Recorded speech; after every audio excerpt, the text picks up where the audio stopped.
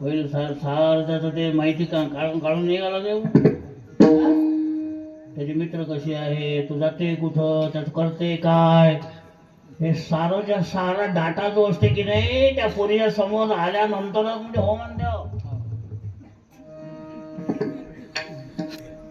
पोराचंही तसंच आहे, पोरीचंही तसंच आहे. मग साध्या व्यवहारामध्ये सुद्धा ज्ञान होणं आवश्यक असतं. बरोबर आहे. मग देवाचं ज्ञान नाही व्हायला पाहिजे. ज्या देवाचं आपण दर्शन घेतो त्या देवाचं काय झालं पाहिजे, विटेवर जो देव उभा आहे तो कसा आहे, हा आनंद अद्वय नित्य निरामय, जे का निज ध्येय योगियांचे ते हे समचरण साजिरे विटेवरी, पहा भीमातिरी विठ्ठल रूप. म्हणून पंढरपूरला गेल्यानंतर एकदम देवाच्या दर्शनाच्या बारीत नाही लागलं तरी हरकत नाही. हा 25-25 घंटे बारीत उभं राहायचं, झालं काय दर्शन बघ. पश्चिम दारातून बाहेर पडल्यानंतर लगेच लोक भेटते, का दर्शन झालं का, हो दर्शन झालं.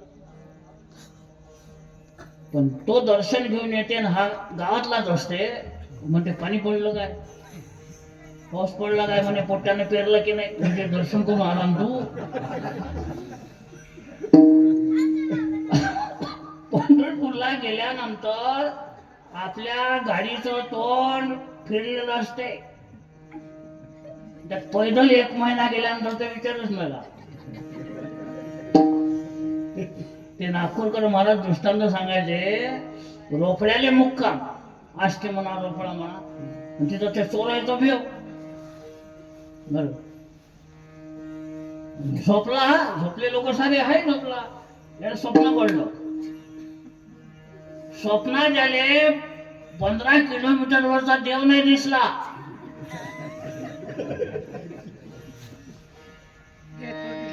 घरातलं दिसलं.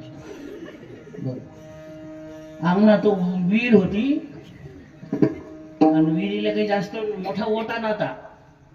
ते 2 वर्षाचं पोट्ट त्या ओट्यावर जाऊन बसलं आणि विहिरीमध्ये असं डुकू पाहिजे. हा तिथून बोंबून राहिला, तमली धरून वर, तमली धरून वर, तमली धरून वर, तमली धरून वस नावला तो मोठमोठ्यानं म्हणून राहिला, तमली धरून वर. ते महाराज जागी झाले, सारे लोक जागी झाले, काय आलं म्हणे, चोर बी राहिला काय म्हणे, हा बोलून राहिला होता स्वप्नात.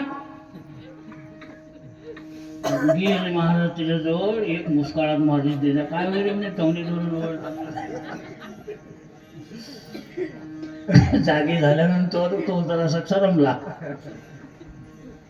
महाराज म्हणे स्वप्न पडलं म्हणे, काय म्हणे घरी पोट्टो लेखाचं विहिरीच्या काठावर जाऊन बसलो म्हणे, बायकोला सांगून राहिलो म्हणे त्याची तमली धरून.